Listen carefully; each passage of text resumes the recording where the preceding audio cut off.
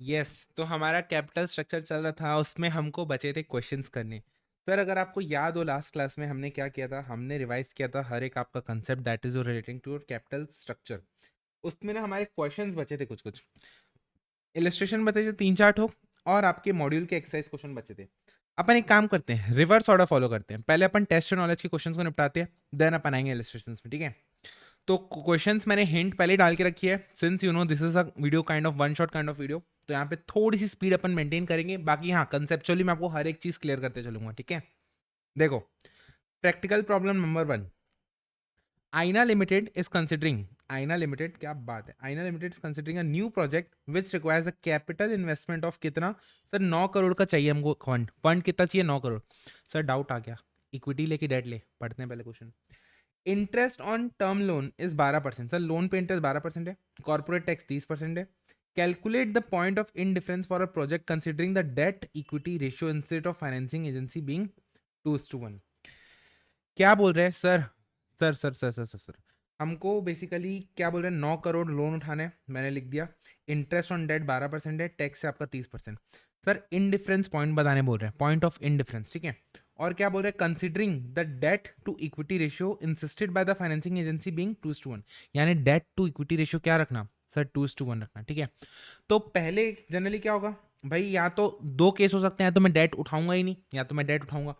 अगर मैं पहला ऑप्शन कंसिडर करूं जिसमें मैं डेट नहीं उठा रहा हूं, तो सर क्या हो जाएगा, 9 करोड़ पूरी की पूरी इक्विटी हो जाएगी। और ईबी इन डिफरेंस पॉइंट पे अपन क्या इक्वेट करते हैं सर, ईपीएस। अगर आपको याद नहीं आ रहा हो तो मैं आपको रिवाइज करवा दूं।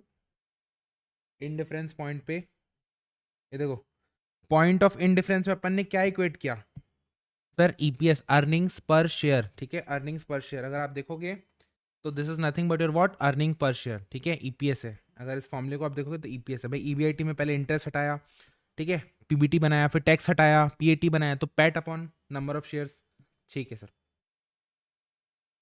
आगे बढ़ते हैं, आगे बढ़ते हैं। यस, देखो पहला ऑप्शन क्या बोला सर, इक्विटी 9 करोड़ दे रखी है, नंबर ऑफ शेयर 90 लाख दे रखा है। कैसे 90 लाख दे रखा है, क्योंकि 10 रुपये अगर फेस वैल्यू है शेयर का, जो कि क्वेश्चन में मेंशन नहीं है, क्वेश्चन में मेंशन नहीं है, ये चीज़ आप ध्यान रखना। तो बाय डिफॉल्ट अपन ने मान लिया, ठीक है, कितना 10 रुपये। अगर आप 100 रुपये भी मानते हो तो भी आंसर में चेंज नहीं आएगा, तो भी आंसर में चेंज नहीं आएगा, इस चीज़ को आप ध्यान रखना। फेस वैल्यू आप जो भी मानो, क्योंकि नंबर ऑफ शेयर से नंबर ऑफ शेयर्स उस तरफ कट जाएंगे, ठीक है। देखो सर, तो इसका ईपीएस क्या हो जाएगा, इसका ईपीएस हो जाएगा, ईबीआईटी जो हमने अज्यूम किया, मान रहे हैं कि ईबीआईटी को ही निकालना है अपन को, 1 - टी, टैक्स दे रखा है, divide by number of share that is 90 lakhs. Similarly option 2 देखिए, अगर अपन ऑप्शन 2 में क्या बोल रहे हैं, डेट इज टू इक्विटी क्या बोल रहे हैं, 2:1, यानी दो हिस्सा डेट का रहेगा, तो एक हिस्सा क्या रहेगा, इक्विटी का रहेगा। तो 9 का अगर मैं एक हिस्सा 1/3 निकालूं तो वो इक्विटी हो जाएगा, और बाकी बचा डेट हो जाएगा, ठीक है। तो डेट पे इंटरेस्ट कितना हमको पता है, 12% of 6 crore that is 72 lakh. अगर मैं सेकेंड ऑप्शन में ईपीएस निकालूं तो EBIT minus interest into 1 - T upon sir number of shares. वहां पे अगर फेस वैल्यू 10 माना तो यहाँ पे भी फेस वैल्यू 10, तो अगर 3 करोड़ की इक्विटी है और फेस वैल्यू 10 है, तो नंबर ऑफ शेयर्स कितने हो जाएंगे, 30 लाख, दिस बिकम। अब देखो इन डिफरेंस पॉइंट पे क्या होता है सर, ईपीएस दोनों के इक्वेट करते हैं, तो जब अपन दोनों को इक्वेट करेंगे तो 1 - टी कैंसल, इधर 30 इधर 90। तो अगर आप क्रॉस मल्टीप्लाई करके इसको सॉल्व करोगे तो ईवीआईटी की वैल्यू कितनी आ जाएगी सर, 1.08 करोड़। और यही क्या है, पॉइंट ऑफ इंडिफरेंस, यानी अगर आपकी इनकम, अगर आपकी नेट ऑपरेटिंग प्रॉफिट ईवीआईटी के बराबर या दैट इज 1.08 के बराबर आती है, देन क्या होगा सर, पॉइंट ऑफ इंडिफरेंस कहलाएगा। चलो जी नेक्स्ट क्वेश्चन देखते हैं। Xylo limited, sir Xylo is considering 2 alternative financial option. Sir दो अल्टरनेटिव देख रहे हैं, कौन से। एक में बोल रहा है इक्विटी शेयर तो एज इट इज रहेगी, 8 लाख की इक्विटी है, यहाँ पे भी 8 लाख की इक्विटी है, ठीक है सर, समझ में आ गया। सर एक केस में बोल रहा है प्लान बी में प्रेफरेंस शेयर को मैंने इस्तेमाल किया है, और पहले केस में बोल रहा है मैंने डेट को इस्तेमाल किया। सर कौन सा बेटर है, देख लेते हैं। The indifference point between the plan is 480। अच्छा, अब इसकी बार बता दिया है, इनडिफरेंस पॉइंट 480 यानी कि ईबीआईटी 480 है, ठीक है। कॉर्पोरेट टैक्स 30% है। Calculate the rate of dividend on preference share. अच्छा, प्रेफरेंस शेयर के ऊपर डिविडेंड नहीं बता रखा है, प्रेफरेंस शेयर के ऊपर डिविडेंड नहीं। मेरे को एक बात बताओ, लॉजिकली कंसेप्चुअली कैसे आगे बात करेंगे, बढ़ेंगे कैसे। सर इंडिफरेंस पॉइंट की बात कर रहे हैं, तो हम फर्स्ट ऑप्शन का ईपीएस अर्निंग पर शेयर और सेकेंड ऑप्शन का ईपीएस अर्निंग पर शेयर को इक्वेट कर देंगे।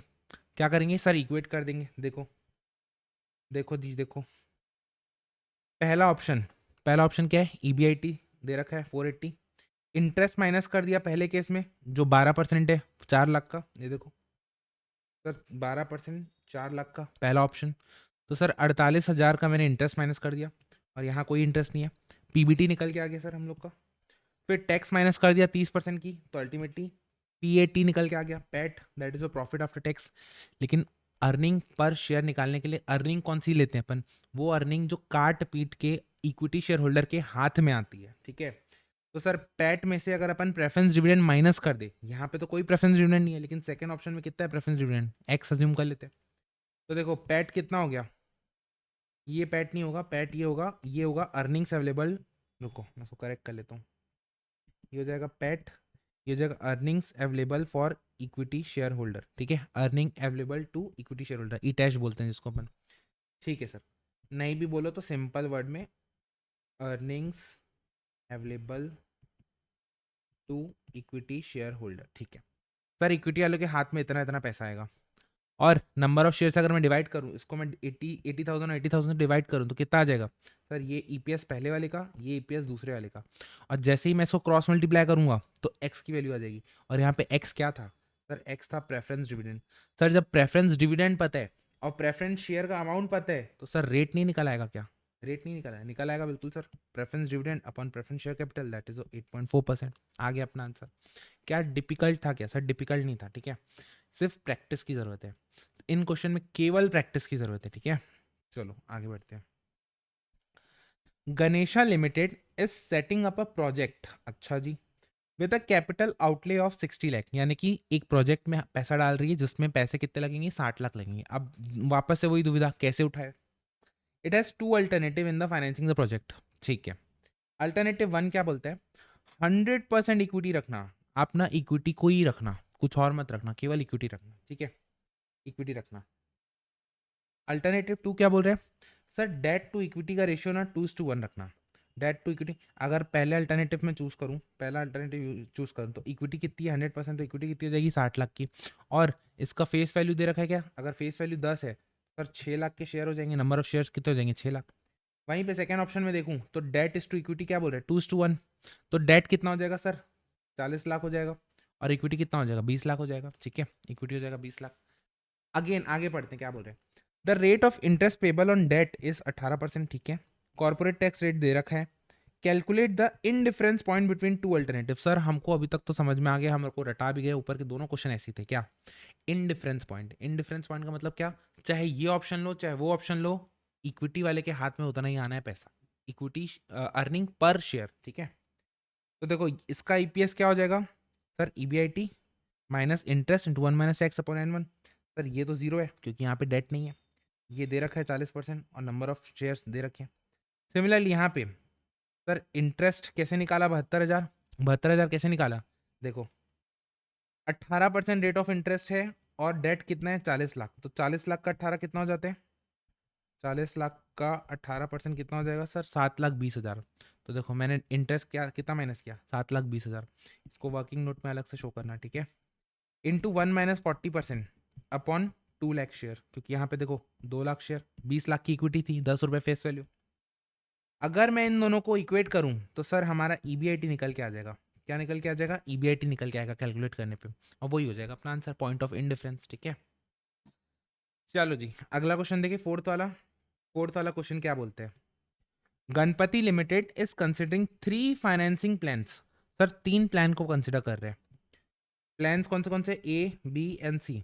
और टोटल इन्वेस्टमेंट कितना करना है सर? 2 लाख का इन्वेस्टमेंट करना है।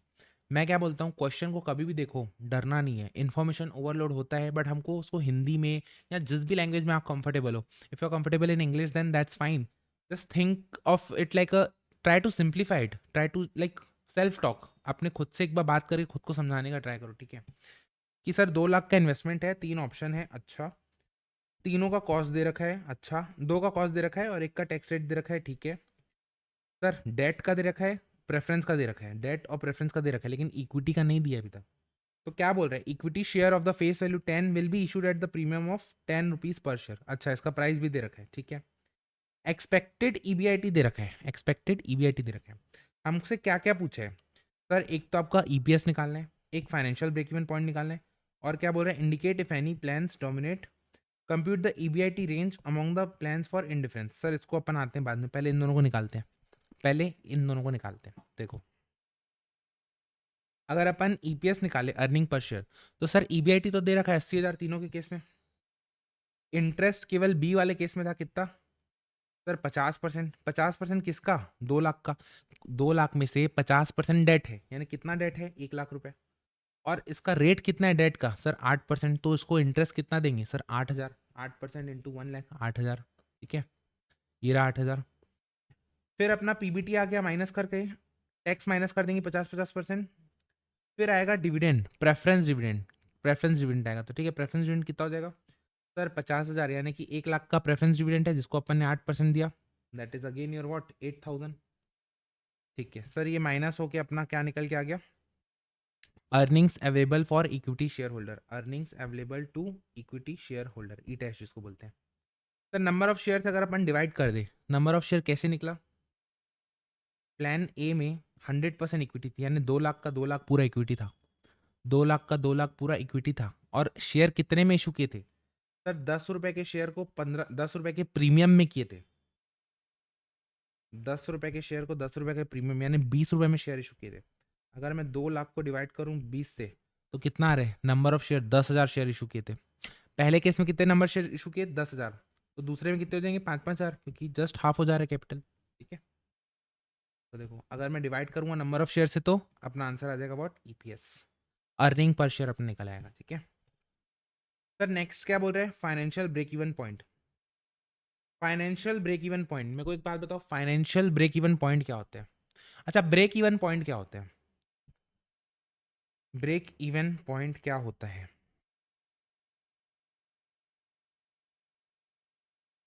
फाइनेंशियल ब्रेक इवन पॉइंट क्या होता है सर, ऐसा ऐसा ईबीआईटी, ऐसा वैल्यू प्रॉफिट का, नेट ऑपरेटिंग प्रॉफिट का ऐसा वैल्यू जहां पे नेट प्रॉफिट जो इक्विटी के हाथ में आएगा वो जीरो हो जाए, जो इक्विटी के हाथ में आएगा वो जीरो हो जाए। तो देखो, ईबीआईटी में जब हम इंटरेस्ट माइनस करते हैं, फिर उसके बाद टैक्स माइनस करते हैं, फिर उसके बाद प्रेफरेंस डिविडेंड माइनस करते हैं, तो क्या आता है सर, इक्विटी वाले के हाथ में पैसे आते हैं। लेकिन मैं बोलता हूँ इक्विटी वाले को जीरो मिल रहे हैं, क्योंकि ब्रेक इवन पॉइंट है। ठीक है, ब्रेक इवन।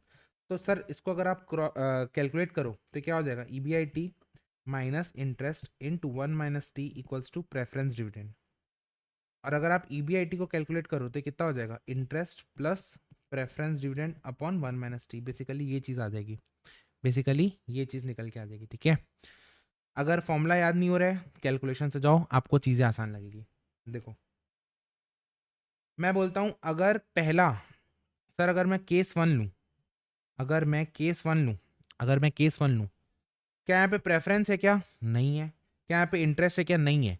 तो फाइनेंशियल ब्रेक इवन में मैं क्या चाहता हूँ सर, अर्निंग जीरो हो जाए, इक्विटी वाले को जो पैसा मिल रहा है वो जीरो हो जाए। तो इसको जीरो करने के लिए अगर मेरे को इसको जीरो करना पड़ेगा, क्योंकि यही पूरा का पूरा यहाँ आ रहा है। ठीक है, तो यहाँ पे फाइनेंशियल ब्रेक इवन पॉइंट कुछ निकलेगा क्या sir, zero. Financial break even point क्या हो जाएगा, जीरो। अगर आप जीरो कमाओगे तो इक्विटी के पास जीरो जाएगा, ऐसा। फिर क्या बोल रहे हैं सेकेंड वाले केस में, सर सेकेंड वाले केस में पहले तो हमको कितना कमाना पड़ेगा, देखो सेकेंड वाले केस में अल्टीमेटली फॉर्मूला क्या हुआ सर, फाइनेंशियल ब्रेक इवन का interest plus preference upon 1 - t। अगर आपको ये फॉर्मूला याद नहीं हो रहा है तो आप एक काम कर सकते हो, क्या कि sir financial break even point निकालना है, तो फाइनेंशियल ब्रेक इवन यानी ईबीआईटी निकालना है, EBIT minus interest into 1 - tax minus preference dividend equal to zero. अगर आपको ये इक्वेशन भी याद रहती है, अगर आपको ये इक्वेशन भी याद रहती है, तो आप इसकी हेल्प से भी निकाल सकते हो क्या, आपका point of sorry, financial break even point. अरे ये तो समझ रहे हो ना कि ये इक्वेशन क्या है, net profit, net operating profit में से इंटरेस्ट हटा, फिर टैक्स हटा, फिर प्रेजेंट डिविडेंड हटा, इक्वल टू जो आपको इक्विटी को मिलेगा, लेकिन इसको जीरो मिलना चाहिए। ये इक्वेशन रखोगे तो भी आंसर आ जाएगा। ये याद रखोगे कि sir interest plus preference upon 1 - t होता है, तो भी आंसर आ जाएगा। ठीक है, तो देखो सेकेंड वाले केस में क्या हो रहा है सर, इंटरेस्ट कितना है 8,000। थर्ड वाले केस में इंटरेस्ट है जीरो। सेकेंड वाले केस में प्रेफरेंस है 0 और यहाँ पे है प्रेफरेंस 8000। तो अगर आप कैलकुलेट करोगे इसको बाकायदा तो आंसर क्या आ जाएगा, फाइनेंशियल ब्रेक इवन पॉइंट, ये तीनों क्या आ जाएंगे। ठीक है, फिर क्या बोल रहे हैं, indicate if any plans to dominate and compute the best EBIT range among the plans for indifference.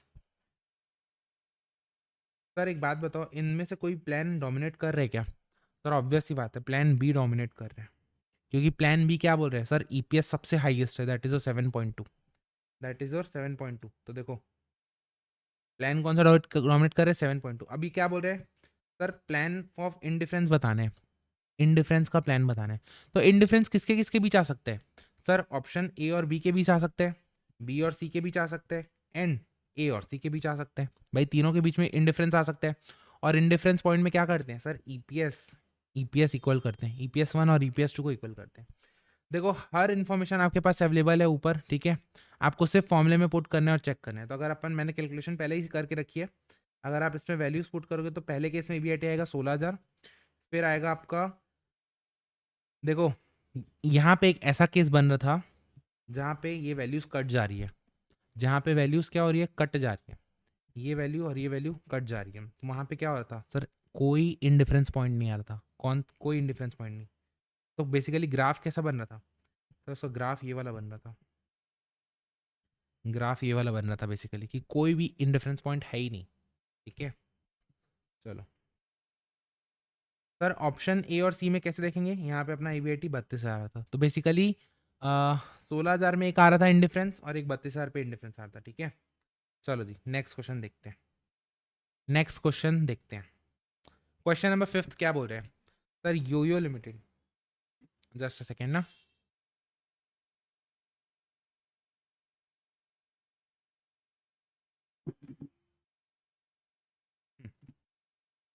Yo Yo limited presently has 36 lakh in debt outstanding.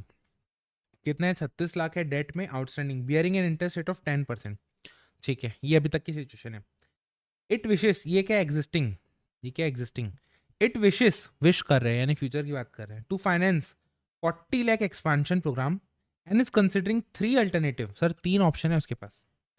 पहला क्या है, additional debt at 12% interest, preference share with 11% dividend and issue of equity share with 16।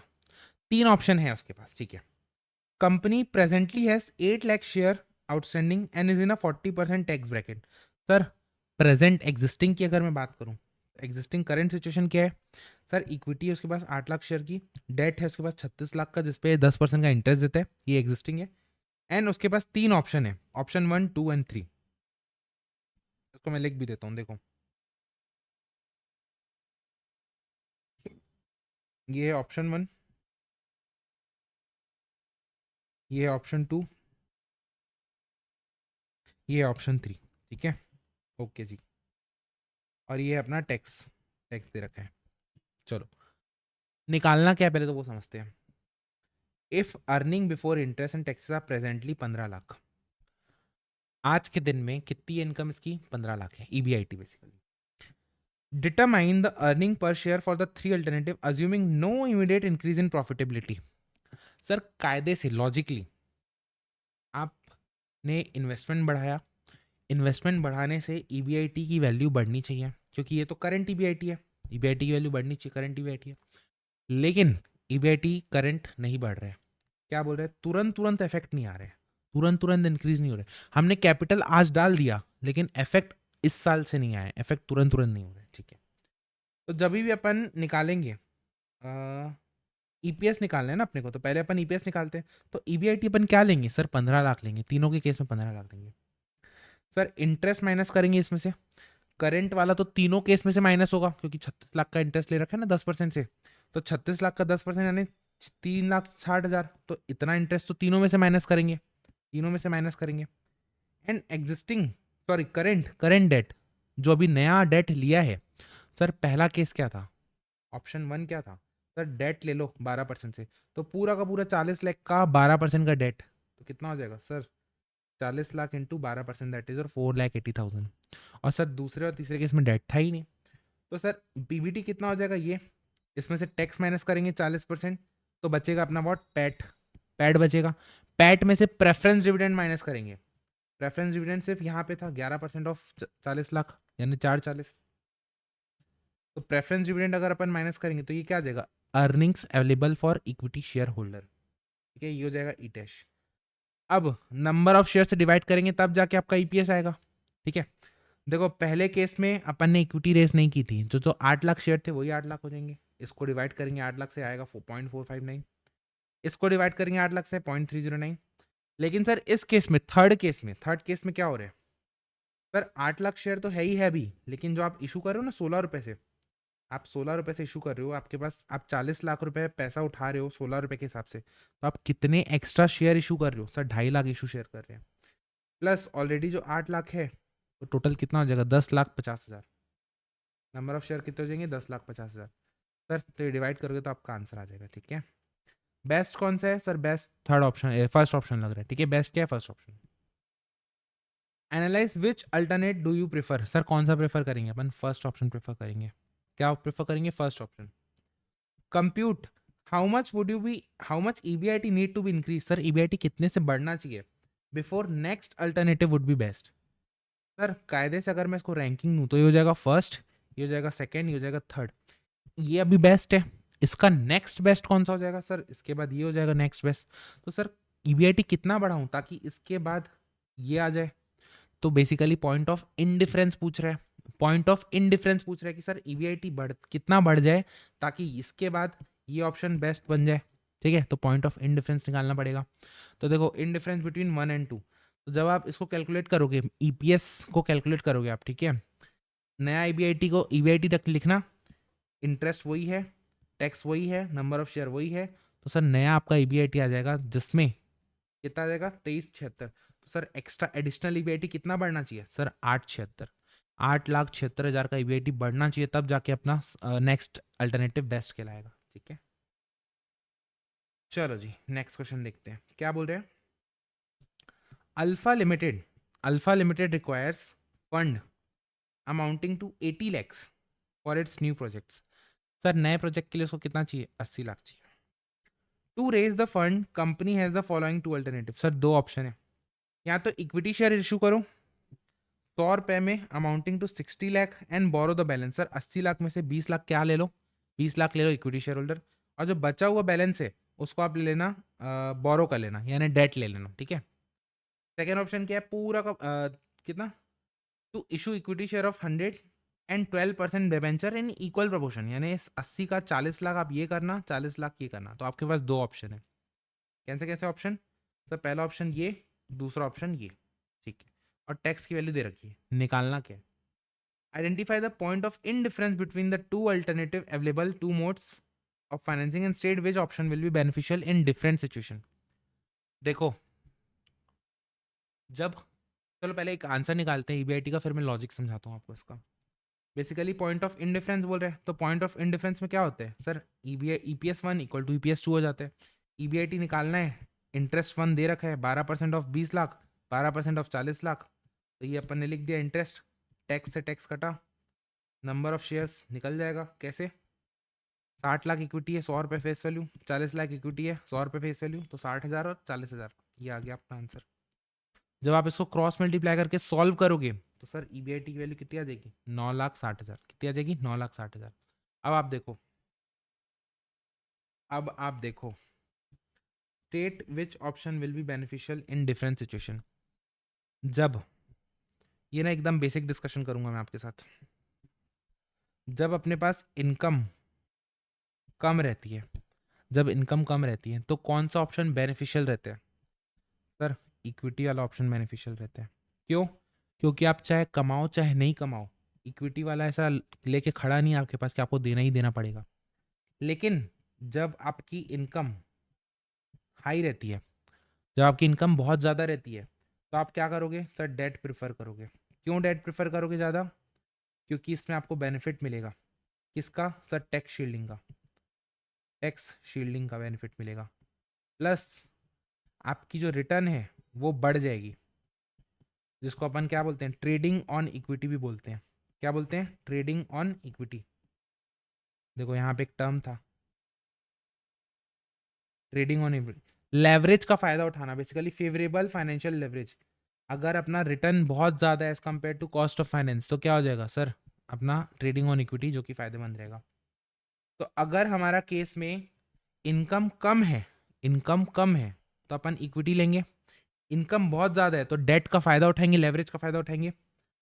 अभी जो हमने यहाँ पे निकाला, अभी जो हमने यहाँ निकाला लेवरेज, ईबीआईटी, बेसिकली क्या इनकम है। अगर हमारा इनकम 9,60,000 आता है तक आता है तो पॉइंट ऑफ इनडिफरेंस है, चाहे इक्विटी लो चाहे डेट लो, हमको कोई फर्क नहीं पड़ता है। चाहे इक्विटी लो चाहे डेट लो, हमको कोई फर्क नहीं पड़ता है। लेकिन अगर इनकम इससे कम है, इनकम इससे कम है तो कम इनकम में कौन बेनिफिट होता है सर, इक्विटी। और इससे ज्यादा इनकम है तो कौन बेनिफिट होता है सर, डेट। ये देखो डायग्राम से भी दिखा देता हूँ मैं आपको। ये देखो, ये क्या बोल रहे हैं, अर्निंग पर शेयर। अगर मैं इस ईबीआईटी, पॉइंट ऑफ इनडिफरेंस वाले ईबीआईटी से आगे जाऊं तो क्या हो जाएगा सर, ये लाइन में क्या हो जाएगा, इक्विटी अगर मैं चलाऊंगा तो मेरी अर्निंग पर शेयर ये है, डेट मैं लूंगा तो मेरी अर्निंग पर शेयर ये है। तो पर्टिकुलर ईबीआईटी जो कि ज्यादा है इनडिफरेंस है, वहां पे कौन बेनिफिशियल है सर, डेट वाला। एंड पर्टिकुलर पॉइंट जो कि कम है, जो कि कम है ईबीआईटी से, वहां पे कौन सा बेनिफिशियल रहेगा सर, इक्विटी वाला। ठीक है, आई होप आपको ये चीज़ समझ में आई होगी। अब देखो इसने एग्जाम्पल लेके सॉल्व किया है, आप एग्जाम में कोई भी फिगर यूज कर सकते हो। क्या, एक फिगर 960 से कम लिया है, एक फिगर 960 से ज़्यादा लिया है, तो इसने एक बार 950 लिया है, एक बार 970 लिया है। एंड इसको कंसिडर करते हुए इसने ईपीएस निकाला है गिवन इन्फॉर्मेशन से। एंड इसने ऑब्जर्व किया, देखो जब ईबीआईटी कम है तो इक्विटी प्रेफर होना चाहिए। तो देखो यहाँ पे कौन बेटर दिख रहा है सर, ये बेटर परफॉर्म कर रहे हैं। कौन परफॉर्म कर रहे हैं, 8.28 वाला। और प्लान 1 क्या था, इक्विटी ज़्यादा थी इसमें। सर सिचुएशन 2 970, यानी ट्रेडिंग ऑन इक्विटी, डेट का फ़ायदा उठाना चाहिए, तो प्लान बी आना चाहिए। तो देखो डेट का फ़ायदा उठा रहे हैं, ठीक है। अब देखो क्या बोल रहे हैं, problem can be worked out using assuming any other figure. Sir कोई भी आप फिगर यूज़ कर सकते हो, ठीक है, लेकिन 960 से कम होनी चाहिए, 960 से ज़्यादा होनी चाहिए। चलो जी आगे बढ़ते हैं। क्या बोल रहे हैं, question number 7, question number 7, 1/3 of the total market value of Sangamani limited consist of loan stock. अच्छा जी, 1/3 आपका लोन है, which has a cost 10%, cost कितना है 10%। अनदर कंपनी, देखो संगमानी का डेट कितना है 1/3, टोटल वैल्यू का 1/3 कितना है डेट। और संगमानी का क्या बोल रहे हैं,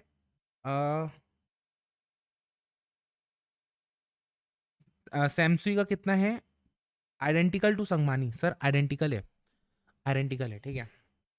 फिर क्या बोल रहे हैं, कॉस्ट ऑफ इक्विटी कितनी है, 16% है। और सैमसुई वाली क्या, जो ये सैमसुई है ना, सैमसुई ये पूरी की पूरी इक्विटी है। देखो सैमसुई में ऑल क्या इक्विटी है, ऑल इक्विटी है, ठीक है। क्या बोल रहे हैं, according to the MM model. अरे गजब, एमएम की बारी आ गई। सर एमएम में दो होते थे, एक विदाउट टैक्स एक विद टैक्स। विदाउट टैक्स में हम बोलते थे कि sir value of unlevered firm is equal to value of levered firm. If we ignore tax, sir tax ignore करना है, value of unlevered equal to value of levered. And tax relief on debt capital, compute the cost of equity of Sangamani, cost of equity of Sangamani. ठीक है sir, देखते हैं।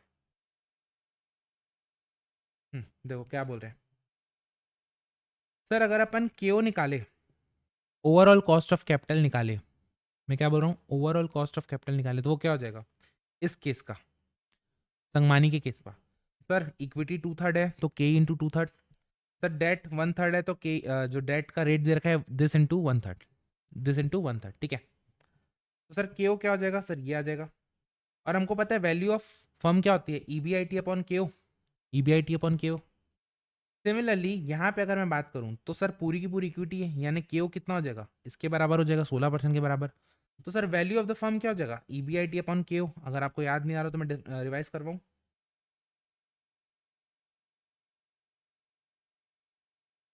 ये देखो, total market value of the firm क्या होती है, net operating income upon के, ठीक है। और वो दोनों क्या होती है, सेम होती है। वो दोनों इक्विलिब्रियम में क्या होती है, सेम होती है, एमएम मॉडल के हिसाब से जब सेम रिस्क होता है। सर ये भी सेम होता है, बिजनेस रिस्क में केओ भी सेम होता है और ईबीआईटी भी सेम होता है। तो सर जब ईबीआईटी और केओ सेम है तो हम दोनों को इक्वेट नहीं कर सकते, value of A equal to value of B. और वैल्यू ऑफ ए क्या है, ईबीआईटी अपॉन के का केओ, भाई फर्स्ट वाले का केओ। और सर सेकेंड वाले का वैल्यू कितनी है, ईबीआईटी अपॉन 16%। तो जब अपन इन दोनों को इक्वेट करेंगे तो ये दोनों भी इक्वेट हो जाएंगे एंड ये कैंसिल, के ओ इक्वल टू 16%। और के ओ की वैल्यू क्या थी, ये रही, दिस इक्वल टू वॉट 16%। अगर अपन इसमें वैल्यू पुट करेंगे तो के की वैल्यू कितनी आ जाएगी सर, 19%। ये अगर आप पहली बार क्वेश्चन पढ़ो तो आपको लगेगा कि इन्फॉर्मेशन इनकम्प्लीट है। क्या लगेगा, इन्फॉर्मेशन इनकम्प्लीट है, लेकिन हमको दो चीज का इस्तेमाल करना है। पूछो क्या सर, पहले तो हमको एमएम का इस्तेमाल करना है। एमएम बोलता है value of firm A equal to value of firm B. तो वैल्यू कैसे निकलता है सर, वैल्यू होता है ईबीआईटी अपॉन केओ और ये होता है ईबीआईटी अपॉन केओ। लेकिन सर आपने केओ इक्विटी रेट के अप्रोच से कैसे गए, क्योंकि यहाँ पे केवल इसका रेट और इसका रेट दे रखा है और कोई इन्फॉर्मेशन दे ही नहीं रखी है, ठीक है। इसके लिए अपन लोग ने रेट वाले अप्रोच से गए कि पहले इसकी वैल्यू निकाली, फिर इसकी वैल्यू निकाली और दोनों को इक्वेट कर दिया। तो के यू की वैल्यू कितनी आ जाएगी, 16%। के ओ इक्वल टू 16%। ठीक है सर, चलो जी 8th वाला क्वेश्चन देखते हैं। 8th वाला क्वेश्चन देखते हैं ना, बस ज़्यादा नहीं बचे हैं, ज़्यादा नहीं बचे हैं, डोंट वरी। और रही बात मैं स्पीड जा रहा हूँ, तो of course this video are what your one shot video, ठीक है। अपन क्लास में तो आराम आराम से लेट लेट के करते हैं, एक एक चीज़ में सॉल्व करवाता हूँ आपको, ठीक है। चलो इसको देखते हैं। यस चलो देखो क्या बोल रहे हैं, क्वेश्चन क्या बोल रहे हैं। The following data relates to two company belonging to the same risk class. Sir same risk class, same risk class का मतलब क्या, उसका जो के होगा वो सेम होना चाहिए, ठीक है। जस्ट सेकेंड, इसको मैं बंद करके स्टार्ट करता हूँ तो जो ब्लरनेस है वो खत्म हो जाएगा, ठीक है। Expected net operating profit, sir profit बता रहे हैं यानी कि ईबीआईटी बता रहे हैं। 12% डेट, यहाँ पे डेट यूज है, यहाँ पे नहीं यूज हुआ है। इक्विटी कैपिटलाइजेशन रेट यहाँ का नहीं दिया है, यहाँ का दिया हुआ है, ओके जी समझ में आया। क्या बोल रहा है, determine the total market value. Sir total market value बतानी है, इक्वलाइजेशन कैपिटल बनाना है, बताना है rate, weighted average cost of capital for each company assuming no taxes as per MM. Sir MM model, MM approach जब taxes नहीं होते हैं तो क्या बोलते हैं, अभी जस्ट ऊपर देखा अपन ने, V A equals to V B, यानी इसकी जो वैल्यू है और इसकी जो वैल्यू है फर्म की वो सेम है। अब यहाँ पे क्योंकि डेट नहीं है तो जो इक्विटी की वैल्यू होगी वही फर्म की वैल्यू हो जाएगी। और इक्विटी की वैल्यू कैसे होती है sir, EBIT into, sir taxes तो है नहीं तो जो net operating income divide by K E, divide by के ये होता है, ठीक है।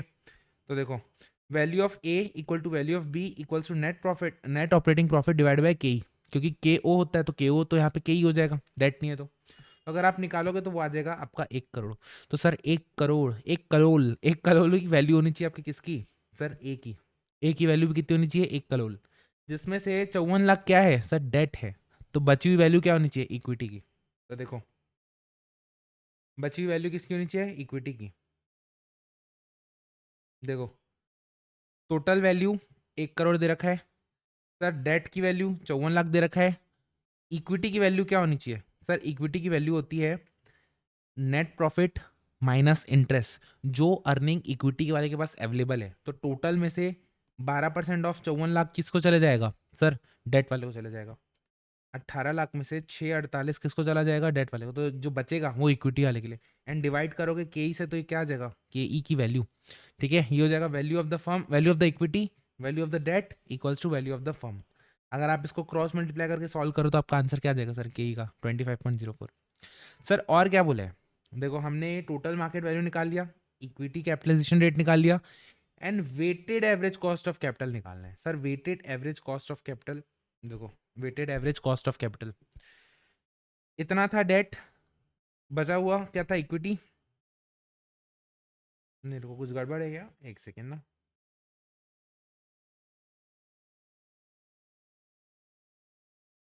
जस्ट अ सेकेंड, एक सेकेंड। अच्छा हमने ये वाला पार्ट नहीं निकाला, एवरेज कॉस्ट ऑफ कैपिटल वाला पार्ट नहीं निकाला एज पर एमएम अप्रोच, तो निकाल लेते हैं कोई दिक्कत नहीं, निकाल लेते हैं कोई दिक्कत नहीं। सर 1 मिनट लगेगा, कैलकुलेट कर लेंगे उसमें क्या है। तो देखो भाई आपका सोर्स कौन सा है, पहले तो अपन लिखते हैं इक्विटी, फिर लिखते हैं अपन डेट, ठीक है। अभी फिलहाल करेंटली वेट किसके हिसाब से देंगे भाई, वैल्यू तो अपन ने निकाल ली 54 लाख और 46 लाख, तो उसकी सोर्स परसेंट वेट कितना हो जाएगा सर, वेट हो जाएगा इक्विटी टोटल कितना है, ये देखो टोटल इक्विटी की वैल्यू कितनी है सर, इक्विटी की वैल्यू है 1 crore minus 54 lakh, that is a 46 lakh, 46 lakh, ठीक है। तो 46 lakh out of 1 crore, that is your weight कितना हो जाएगा 46%। ये कितना हो जाएगा 54%। एंड कॉस्ट ऑफ कैपिटल कितना कितना है सर, इक्विटी का हमने निकाला ऊपर 25.04%। एंड डेट का कितना है सर, डेट हो जाएगा आपका 12%। डेट कितना है 12% है, ठीक है। अब क्योंकि यहाँ पे टैक्स नहीं है तो अपन सीधा सीधा लिख देंगे क्या 12%। तो अगर अपना WACC निकालना हुआ W/K तो कितना आ जाएगा देखो 25.04 इंटू आपका 0.46 11.518 एंड 12 इंटू 54 6.48। तो कितना हो जाएगा total plus 11.518, that is your 17.99 या फिर रफली 18%। रफली कितना हो जाएगा सर 18%। देखो एक बार आपको अगर है तो चेक भी कर लेते हैं अपन, चेक भी कर लेते हैं फटाक से, ठीक है। क्वेश्चन नंबर कौन सा था, 8th वाला क्वेश्चन था।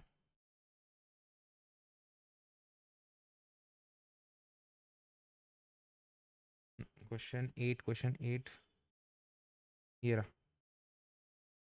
KO ऑफ अनलिवर्ड फर्म 18 है सर, वही कितना होगा।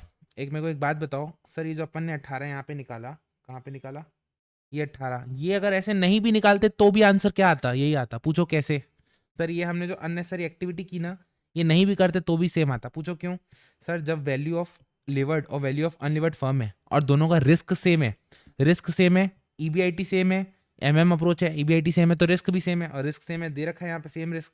तो सर जो इसका KO होगा वही इसका KO होगा, वो हमने प्रूव कर दिया है। लो वही अपना आंसर निकला KO, ठीक है। तो अगर ये नहीं भी निकालते डायरेक्टली लिखते 18% तो भी अपना आंसर आ जाता, ठीक है। क्वेश्चन का सेकंड पार्ट क्या बोलते हैं वो पढ़ते हैं। Determine the value, the total market value, equity capitalization rate and weighted average cost of capital assuming 40% taxes as per MM। Sir MM के हिसाब से इसकी वैल्यू और इसकी वैल्यू में कुछ डिफरेंस होते हैं। जो अनलिवर्ड फर्म की वैल्यू है वो क्या होती है, जो लिवर्ड फर्म की वैल्यू है वो क्या होती है, अनलिवर्ड प्लस वैल्यू ऑफ लिवर्ड क्या होती है, value of unlevered plus T/B, that is your tax into आपका बोरोइंग, टैक्स इनटू बोरोइंग। तो देखो ये देखो वैल्यू ऑफ ए क्या हो जाएगी VB प्लस TB, और सर TB क्या है, टैक्स रेट पता है 40%, एंड B क्या है, बोरोइंग टोटल 54 लाख। तो देखो इसकी वैल्यू हमको ये मिल गई, इसकी वैल्यू क्या है sir, PAT by KE, PAT by KE, ठीक है, पैट बाय KE नहीं पता है अभी अपने को, KE दिया है क्या, KE दिया है क्या। अच्छा अनलिवर्ड फर्म में तो KE दे रखा है ना 18%, अनलिवर्ड फर्म में तो दे रखा है। तो देखो 18 सॉरी अनलिवर्ड फर्म में 18 लाख की अर्निंग है, तो प्रॉफिट आफ्टर टैक्स क्या हो जाएगा, इंटू 1 - 40% डिवाइड बाय आपका 18% KE। तो ये किसकी वैल्यू आ गई सर, ये आ गई इक्विटी की वैल्यू, इक्विटी की वैल्यू, सॉरी इक्विटी की वैल्यू, सॉरी इक्विटी भी नहीं, sorry value of the firm, value of the unlevered firm, ठीक है। तो जो कि वैल्यू ऑफ इक्विटी के बराबर ही है इन आर केस, क्योंकि अनलिवर्ड में डेट तो रहता ही नहीं है। ये क्या है सर, इसकी वैल्यू। तो टोटल क्या हो गई वैल्यू, टोटल वैल्यू हो गई इसकी, किसकी, लिवर्ड फर्म की। एंड लिवर्ड फर्म क्या होता है, इक्विटी प्लस डेट। तो इक्विटी की वैल्यू आ जाएगी भाई, टोटल की वैल्यू आ गई, डेट की वैल्यू दे रखी है तो सर VE आ जाएगा, VE आ जाएगा। एंड VE किसके बराबर होता है sir, total earning available for equity share holder divide by KE, divide by KE।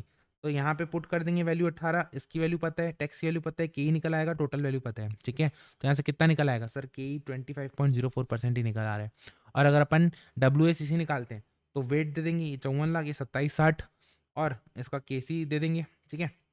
लेकिन यहाँ पे टैक्स शील्डिंग लग जाएगा तो 12% नहीं लिख के 12 इंटू 1 माइनस आपका टैक्स, बस this into this, this into this, सबको ऐड करेंगे तो आंसर आ जाएगा 13.265, ठीक है। चलो जी आगे बढ़ते हैं। क्या बोल रहे हैं, Leo limited has a net operating profit of 2160। अच्छा जी, इसके पास नेट ऑपरेटिंग प्रॉफिट यानी EBIT कितना है 21,60,000। फिर क्या बोल रहे हैं, टोटल कैपिटलाइजेशन ऑफ 120 लैक्स। अच्छा जी, टोटल कैपिटलाइजेशन यानी वैल्यू ऑफ द फर्म कितना बोल रहे हैं 120। The company is evaluating option to introduce debt financing in a capital structure and the following information is available at various level, ठीक है। अलग अलग केसेस दे रखे हैं, ठीक है। ईबीआईटी दे रखा है और आपका कैपिटलाइजेशन वैल्यू भी दे रखा है, टोटल कैपिटलाइजेशन यानी total value of the firm दे रखा है। तो मेरे को एक बात बताओ, अगर मेरा क्या बोलना चाहिए, ईबीआईटी दे रखा है और वैल्यू ऑफ द फर्म भी दे रखा है, वैल्यू ऑफ द फर्म भी दे रखा है, तो सर क्या के ओ निकल आएगा क्या? के ओ निकल आएगा क्या सर? के ओ निकल आएगा क्या? Overall cost of capital, overall cost of capital sir बिल्कुल निकल आएगा। कितना आएगा, कितना आएगा? देखो 21,60,000 डिवाइड बाय 120, ठीक है, 18%। कितना आ गया? 18%। तो क्यू कितना आ गया? 18%। तो सर 18% क्या है? 18% क्या है सर? वैल्यू ऑफ के ई, क्योंकि सर जो ओवरऑल कॉस्ट ऑफ कैपिटल है वही इक्विटी के बराबर होगी। अब आप बोलोगे लेकिन सर यहाँ पे तो दे रखा है 12% इक्विटी कैपिटलाइजेशन। देखो ये क्या दे रखा है अपने को, अगर मान लो दिया हुआ रहता, फाइनल वैल्यू दी रहती है, तो हमसे पूछता क्या, compute the equity capitalization rate, ठीक है। ये किसी अप्रोच के थ्रू इसने निकाला है, लेकिन हमको क्या बोले सर, आप एमएम के थ्रू निकालो इक्विटी कैपिटलाइजेशन रेट। और एमएम के थ्रू कैसे निकलते हैं सर? ऐसे निकलते हैं। तो हमको एक चीज समझ में आई कि इक्विटी का के ई, ठीक है, कितना है सर? 18% है। इक्विटी का के ई कितना है? 18% है। तो यहाँ पे के ई किसको, मैं इसको क्या बोलूंगा? 18%। और वैल्यू ऑफ द फर्म क्या बोलूंगा सर? 1,20,000, 1 करोड़, सॉरी 120 लाख, ठीक है, 120 लाख। अगर मैं सेकेंड केस देखूं, अगर मैं सेकेंड केस देखूं तो यहाँ पे क्या हो रहा है सर? डेट की वैल्यू दे रखी है 10 लाख, इसका रेट दे रखा है 7%, ठीक है। अगर 10 लाख डेट है तो value of the levered firm same होनी चाहिए, और यहाँ पे लिवर हो रहा है, तो इक्विटी की वैल्यू कितनी होगी सर? इक्विटी की जो बची हुई होगी, 120 में से 10 इधर चले गया तो 110 लाख बचा होगा, 110 लाख बचा होगा। देखो ये देखो, value of the levered firm क्या होता है? Value of the unlevered firm, और ये कितना है sir? 120 lakh, 120 lakh. And value of debt कितना है sir? 10 lakh. Value of firm कितना है? 10 लाख। ये 120, ये 10, तो ये कितना बचेगा? 110। 120 10, तो ये कितना बचेगा? 110। एंड वैल्यू ऑफ इक्विटी कैसे निकलती है सर? इक्विटी वाले के पास कितना पैसा आ रहा है जेब में, डिवाइड बाय के, डिवाइड बाय के। तो अगर आप इसको क्रॉस मल्टीप्लाई करो, इसको क्रॉस मल्टीप्लाई करो और के की वैल्यू निकालो, तो फॉर्मूला क्या हो जाएगा रीअरेंज करके? देखो इसको मैं इधर ले गया, V U L minus V D, ठीक है, और इसको नीचे लेके आऊंगा तो क्या हो जाएगा फॉर्मूला? ये हो जाएगा फॉर्मूला। तो के ई बेसिकली क्या हो जाएगा, निकालते जाओगे तो आपका ऐसे निकल आएगा, ठीक है। फर्स्ट केस में क्या निकलेगा? 19%। फर्स्ट केस में क्या निकलेगा? 19%।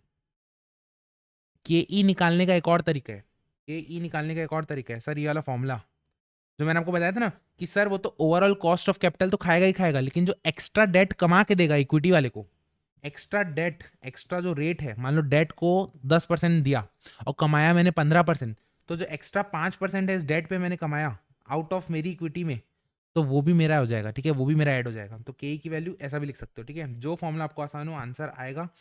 अब यही चीज जो हमने किया ये सारे स्टेप के लिए करना है, हर एक स्टेप के लिए करना है। मैं आपको दिखा देता हूँ आंसर भी, हर स्टेप के लिए इसको करना है।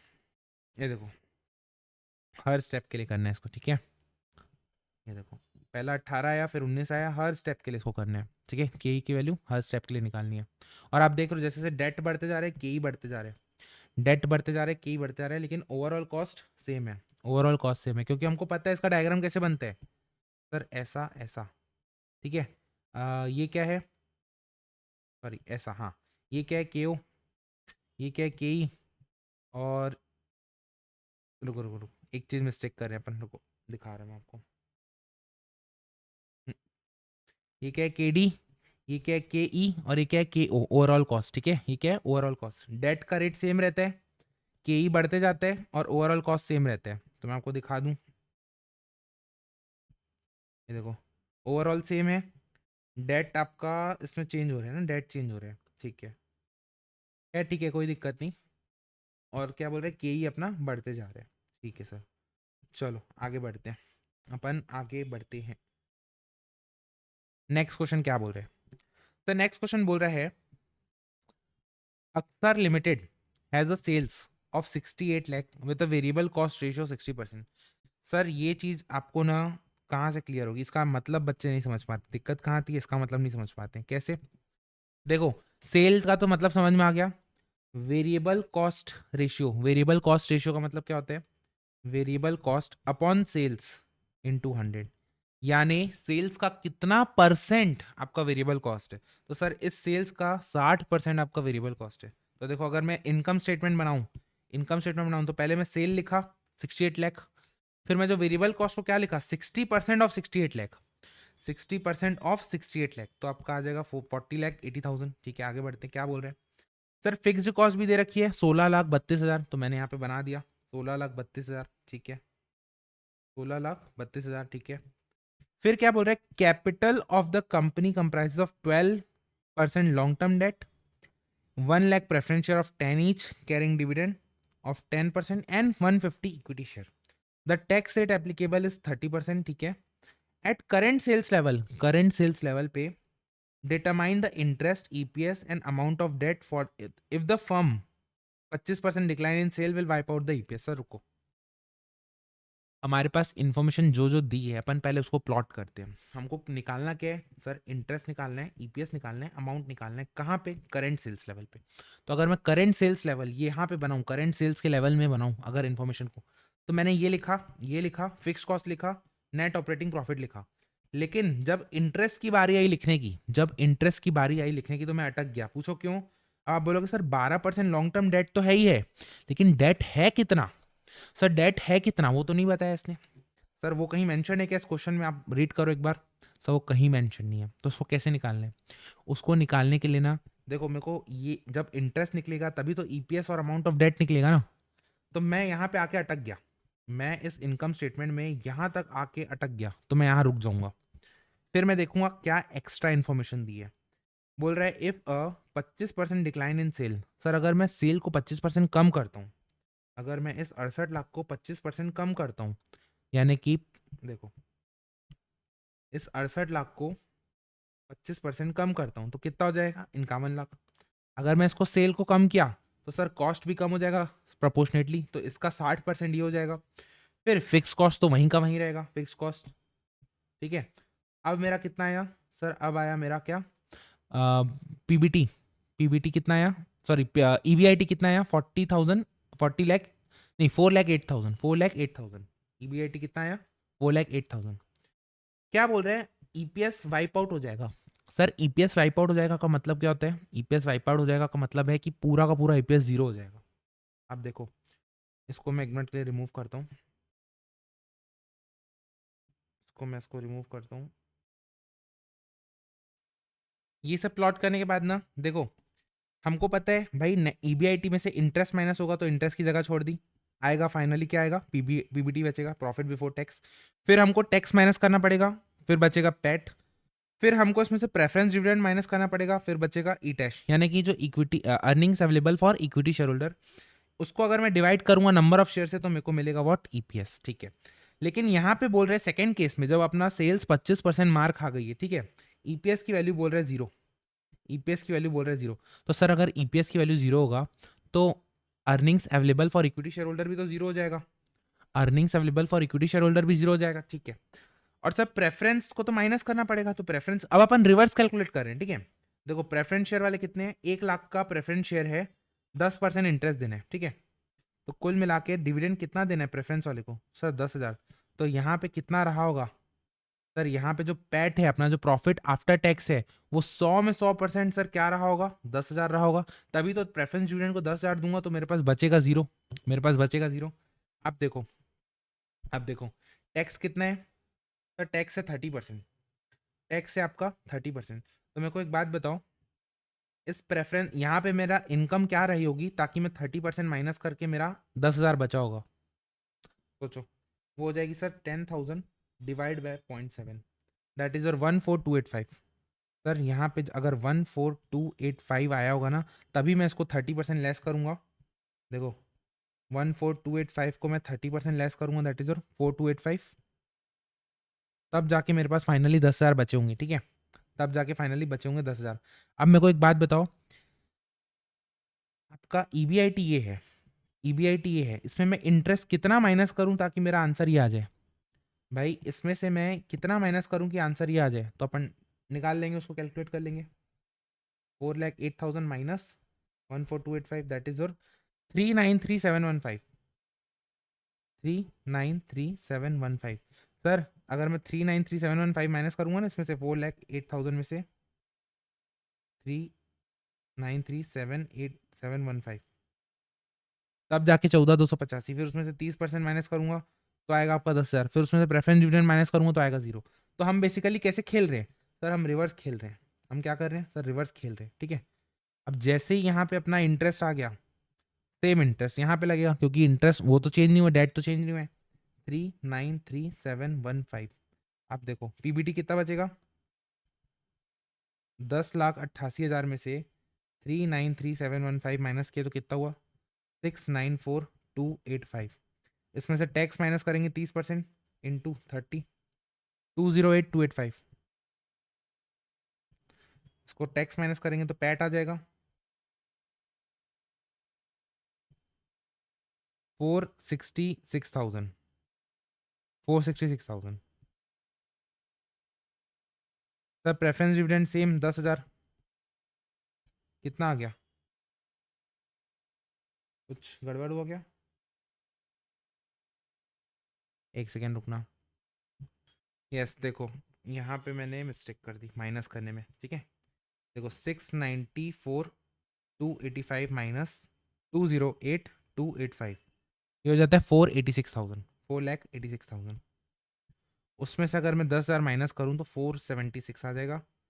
नंबर ऑफ शेयर्स कितने हैं सर, नंबर ऑफ शेयर है 1.5 लाख, नंबर ऑफ शेयर है 1.5 लाख। तो सर ईपीएस कैसे निकलेगा, 476 divide by 1.5 lakh equals to what, minus 10,000 divide by 1.5 lakh, 3.17 sir, 3.17, 3.173 हो जाएगा, ठीक है। आपका ईपीएस आ जाएगा। आई होप आपको ये चीज़ समझ में आई होगी कैसे रिवर्स कैलकुलेट किया अपन ने। सर क्वेश्चन में दम नहीं था, सिर्फ नया पॉइंट क्या था सर, पहला नया पॉइंट ये 60% कैसे करने हैं। दूसरा नया पॉइंट ये कि सर अगर 25% डिक्लाइन होगा, 25% डिक्लाइन होगा तो ईपीएस क्या हो जाएगा, 0 हो जाएगा। सर कॉस्टिंग में आप भर भर के इस टाइप की चीज़ें करते हो, ठीक है। तो आई होप आपको ये चीज़ एकदम हार्ड नहीं लगी होगी। फिर भी कहीं पे दिक्कत हो तो पूछ लेना, कोई दिक्कत नहीं। चलो आगे बढ़ते हैं। सर लास्ट क्वेश्चन, अपना लास्ट क्वेश्चन, ठीक है। क्या बोल रहे हैं, देखो लंबे लंबे क्वेश्चन जब भी रहते हैं ना, डरने का नहीं, ठीक है, डरने का नहीं, फोड़ देने का।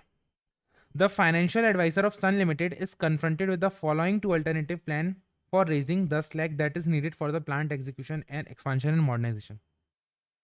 10 लाख का कैपिटल की रिक्वायरमेंट है हमको, हमको किसकी रिक्वायरमेंट है, 10 लाख की कैपिटल है। अल्टरनेटिव 1 क्या बोलते हैं सर, 80% ना काम करना, 14% डिबेंचर रखना, यानी 8 लाख का डिबेंचर रखना, बचा हुआ जो बैलेंस है यानी जो 2 लाख है उसका आप इक्विटी शेयर इशू करना। फिर अल्टरनेट 2 बोल रहे हैं सर 10% ऑफ द फंड को डेट से उठाना, 10% ऑफ द फंड यानी 1 लाख को डेट से उठाना और 9 लाख को आप इक्विटी से उठाना, ठीक है। तो पहले तो मैंने लिख दिया वही चीज़ जो अपन ने ऑप्शन 1 ऑप्शन 2 में करना है अपन को, 8, 2 और 1, 9, ठीक है, ये लिख दिया मैंने। फिर क्या बोल रहे हैं, the modernisation and expansion programme is expected to increase the firm's EBIT by 2 lakh annually. समझना मेरी बात को, वो बोल रहे हैं 2 लाख से इनकम को बढ़ाना है, पर आज कितनी इनकम है ये अभी तक नहीं पता चला है। ये बोल रहा है ये जब आप कैपिटल लाओगे ना, अल्टरनेटिव 1 या 2 लगाओगे तो 2 लाख से ईबीआईटी बढ़ जाएगा, 2 लाख से ईबीआईटी बढ़ जाएगा, ठीक है, 2 लाख से ईबीआईटी बढ़ जाएगा। तो ठीक है, उसको ध्यान रखेंगे। Currently the firm has an earning per share of 21। Sir आज की अर्निंग कितनी है नहीं पता है, लेकिन आज की अर्निंग पर शेयर पता है। अरे गजब, तो इससे अर्निंग पता चल जाएगा, इससे क्या पता चल जाएगा सर, अर्निंग पता चल जाएगा। तो फटाक से कैलकुलेट कर ले क्या, कर लेते हैं चलो। देखो अगर मैं इनकम स्टेटमेंट बनाऊं, कायदे से आप इसको नीचे से भी लिख सकते हो, पहले ईपीएस लिखो फिर यहां तक जाओ, लेकिन मैंने इसको सीधा लिखा और ऊपर ऊपर एरो करते हुए बनाते गया ताकि मेरे को आसानी हो। ईबीआईटी में इंटरेस्ट माइनस होता है, पीबीटी मिलता है, उसमें टैक्स माइनस होता है, पैट मिलता है, नंबर ऑफ शेयर से डिवाइड करो तो ईपीएस मिलता है।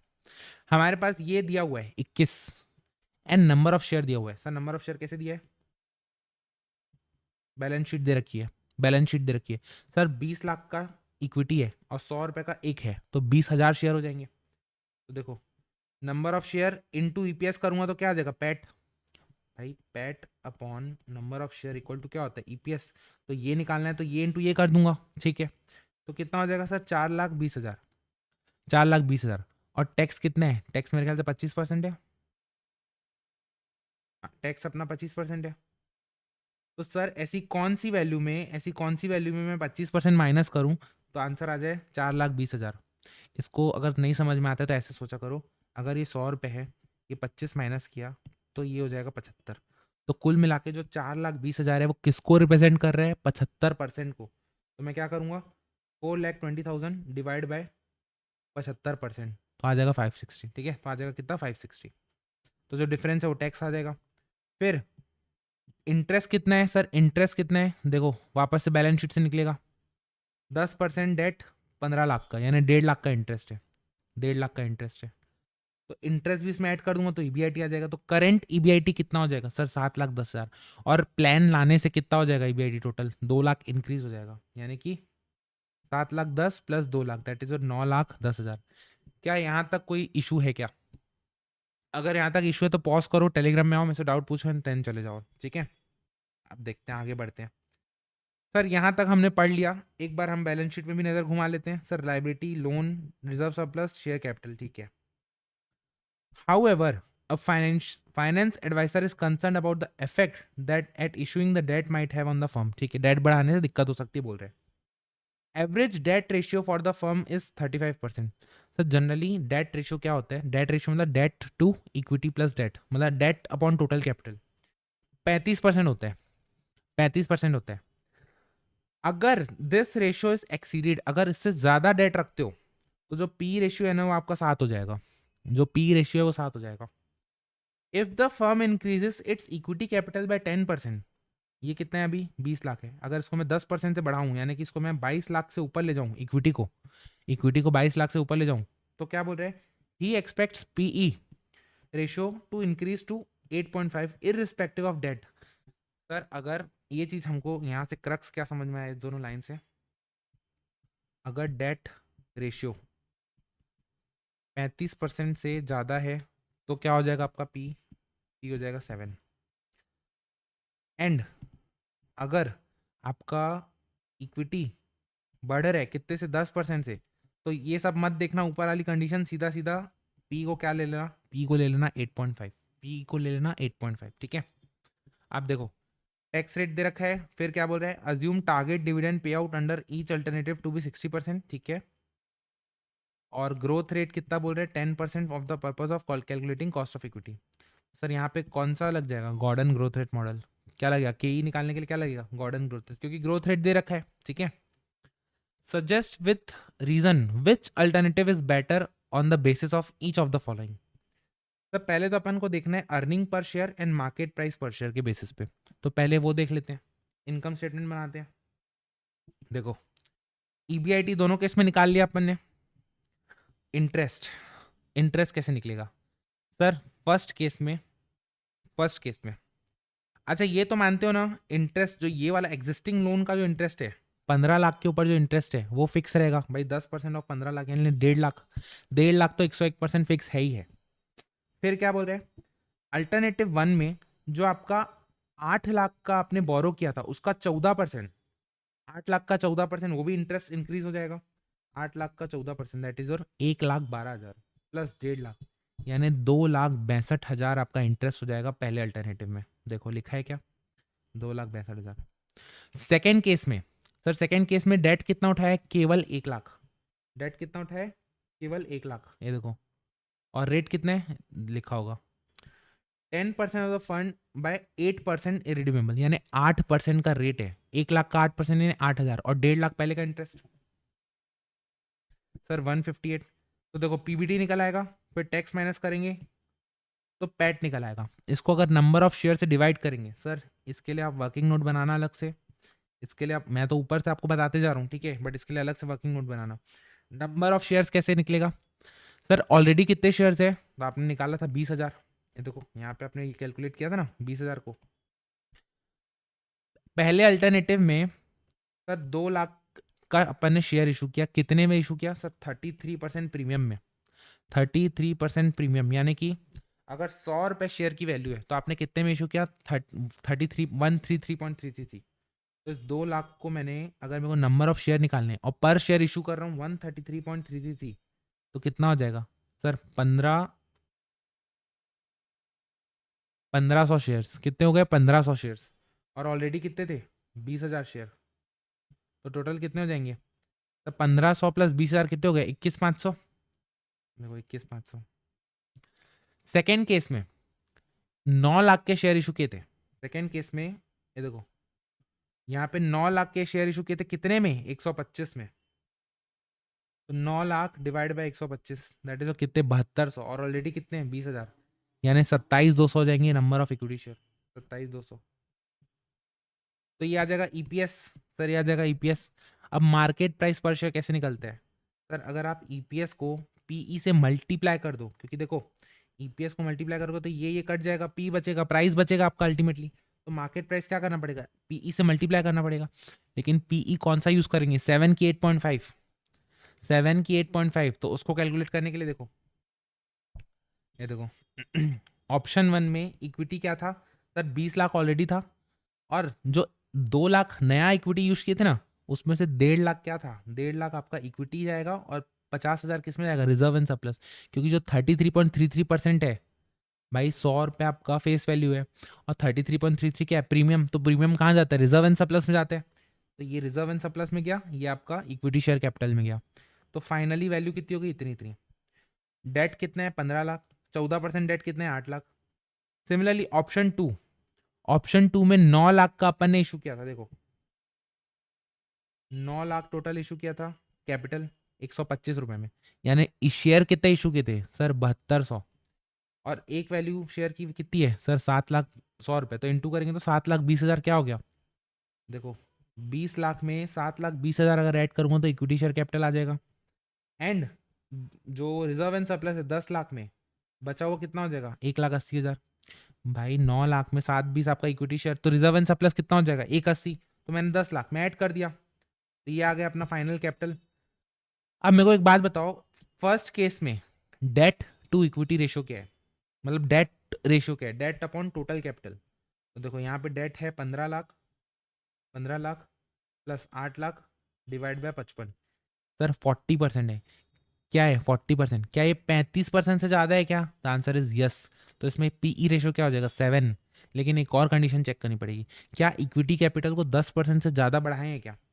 इक्विटी कैपिटल को अगर मैं 10% से ज़्यादा बढ़ाता हूँ तो होता है 22, लेकिन मेरा इक्विटी कितना हो रहा है? सर इक्विटी हो रहा है 21,50। तो पहली कंडीशन सेटिस्फाई हो रही है, कौन सी? डेट रेशियो वाली। सेकंड कंडीशन नहीं हो रही है, इसलिए पीई क्या हो जाएगा? पी रेशियो 7 हो जाएगा पहले केस में। पहले केस में 7 हो जाएगा। सर सेकंड केस में देखिए, सेकंड केस में देखते हैं, पहले डेट देखते हैं। Debt upon 16 divide by 55। क्या डेट 35 से ज़्यादा है क्या? नहीं, डेट 35 से ज़्यादा नहीं है, लेकिन इक्विटी को क्या 10% से बढ़ाया है क्या? यस सर, 20 को 27 ले गए। तो पी रेशियो क्या हो जाएगा? 8.5। क्या हो जाएगा? 8.5। तो देखो मैंने लगाया है। फिर अपन दिस इंटू दिस करेंगे तो क्या आ जाएगा आपका? मार्केट प्राइस पर शेयर। मार्केट प्राइस पर शेयर। तो देखो हमने पहला पार्ट क्वेश्चन का कैलकुलेट कर लिया। First part is over. First part is over. Sir second part के लिए आपको थोड़ा सा रुकना पड़ेगा, थोड़ा सा रुकना पड़ेगा। नेक्स्ट चैप्टर आने वाले आपका लेवरेज, नेक्स्ट चैप्टर आने वाला है लेवरेज, वहां पे देखेंगे। बट मैं आपको फिर भी बता देता हूँ, फाइनेंशियल लेवरेज बेसिकली क्या होता है? EBIT upon PBT. हमको ईबीआईटी अपॉन पीबीटी कैलकुलेट करना है। ईबीआईटी अपॉन पीबीटी कैलकुलेट करना है। तो अपना जो ये टेबल बनी है, इसमें दिस, इसमें रुको,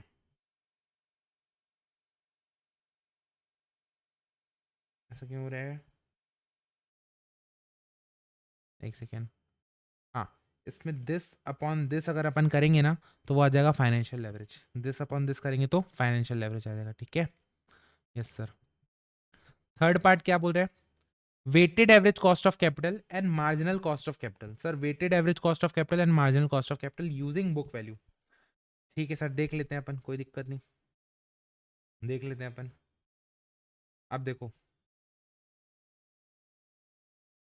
weighted average cost of capital के लिए पहले तो मेरे को वेट चाहिए हर कैपिटल का। तो सर वेट तो हमने यहाँ से निकाल लेना है। भाई ऑप्शन 1 में टोटल कैपिटल है 55 लाख, 21,50 इक्विटी है, 10.5 रिजर्व सरप्लस है, इतना डेट है, इतना डेट है, ये जीरो है, टोटल 50। तो वेट तो निकल आएगा। वेट कैसे निकल आएगा? 21,50 डिवाइड बाय 55 इंटू 100।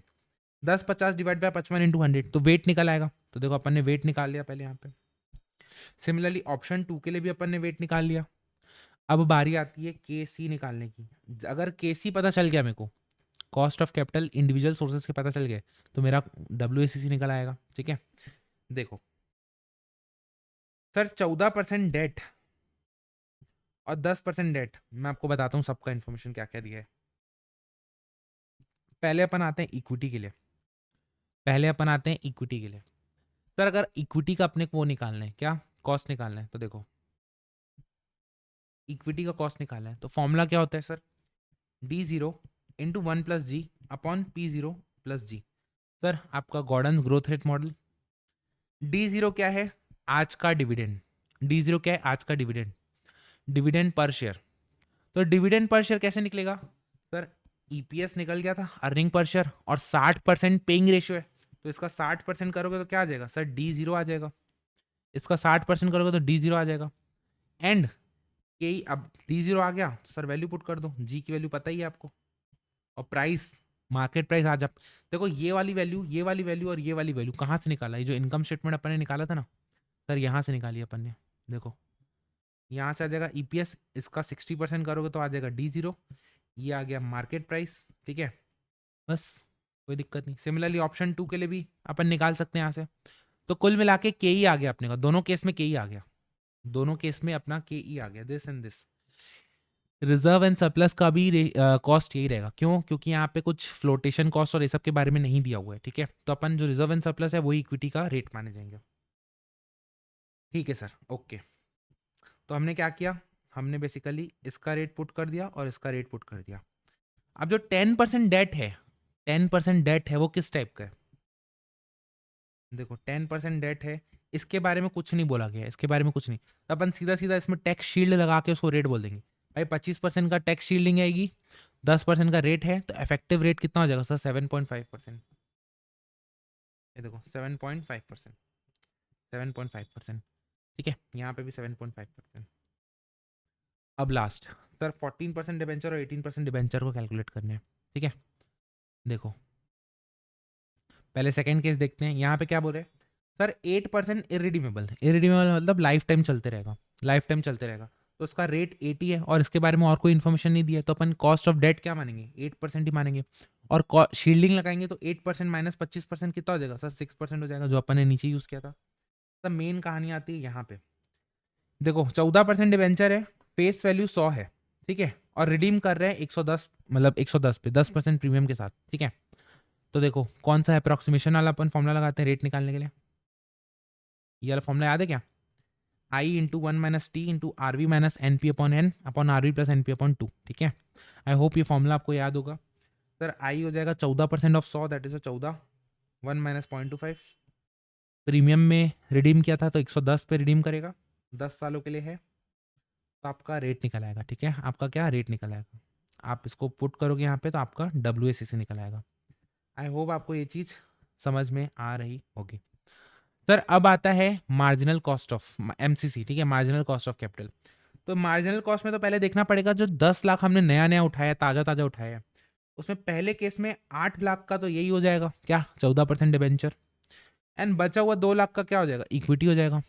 इक्विटी को भी फर्दर मैंने डिवाइड कर दिया सर, 1.5 लाख का कैपिटल और 50,000 का रिजर्व एंड सरप्लस, इनका रेशो, इनका वेट निकल आया। सर कॉस्ट ऑफ कैपिटल तो ऊपर में निकल ही गया था, ठीक है। सिमिलरली इसका वेट कैसे निकलेगा, इसका वेट कैसे निकलेगा सर, 10% डेट था यानी 0.1 डेट, सर 90% इक्विटी थी, जिसमें से 720 क्या था, 72% क्या था आपका शेयर कैपिटल, और बचा हुआ 180 क्या था आपका रिजर्व एंड सरप्लस। तो मैंने वेट दे दिया, रेट अपन ने निकाला ही था, W × KC करोगे तो आपका आंसर आ जाएगा, ठीक है। सर एक क्वेश्चन से डरना नहीं है, इसको क्वेश्चन को घबराना नहीं, ये क्वेश्चन बहुत अच्छा क्वेश्चन है, एक बार में अगर नहीं बना कोई बात नहीं, वापस से प्रैक्टिस करो एंड आइडेंटिफाई करो। देखो क्या होता है ना, जब अपन क्वेश्चन करते हैं ना, तो सपोज उसके 10 पार्ट है, सपोज उसके 10 पार्ट है, हमको मोस्ट ऑफ द पार्ट आते हैं, लेकिन जो कुछ एक बीच बीच के पार्ट होते हैं ना वो दिक्कत करते हैं, तो उनको आप हाईलाइट कर लो, उनको आप हाईलाइट करो, ताकि रिवीजन के समय से उन्हीं एडजस्टमेंट्स को देख के जाओ तो आपका पूरा क्वेश्चन रिवाइज हो जाए, ठीक है। चलो जी आगे बढ़ते हैं। एक लास्ट आपका क्या बचा सर, आपका बचा केस स्टडी, आपकी बची केस स्टडी, उसको भी निपटा लेते हैं फिर अपना हो जाएगा। केस सिनेरियो, क्या बचा, केस सिनेरियो। सर इतना बड़ा केस सिनेरियो है, इतना बड़ा केस सिनेरियो है, कैसे करेंगे, केस सिनेरियो सॉल्व करने के पहले ना पहले ऑप्शन पढ़ा करो कि वो क्वेश्चन पूछना क्या चाह रहे हैं, फिर केस सिनेरियो को पढ़ेंगे। What will be the PAT under the 3 plan. ये क्वेश्चन पढ़ के एक चीज समझ में आई सर, 3 अल्टरनेटिव प्लान की बात कर रहे हैं और पैट पूछ रहे हैं। What would be the amount of total preference dividend under 3 plan. Sir पहला क्या पूछा, पहले पैट पूछा, फिर क्या पूछा, प्रेफरेंस डिविडेंड पूछा, फिर earning available for equity share holder पूछ रहा है 3 प्लान के अंदर, फिर ईपीएस पूछ रहा है तीनों का, फिर मार्केट प्राइस पूछ रहा है। कुल मिला के तीनों प्लान के बारे में अलग अलग इन्फॉर्मेशन पूछ रहा है। और मेरे को एक चीज़ पता है, अगर मैं इनकम स्टेटमेंट बनाऊं, अगर मैं ईपीएस निकालने के लिए लंबा चौड़ा इनकम स्टेटमेंट बनाऊं, तो सारी वैल्यू एक बार में आ जाएगी। क्या सारी वैल्यू एक बार में आ जाएगी। चलो अब अपन क्वेश्चन पढ़ना स्टार्ट करते हैं। अब अपन क्वेश्चन पढ़ना स्टार्ट करते हैं।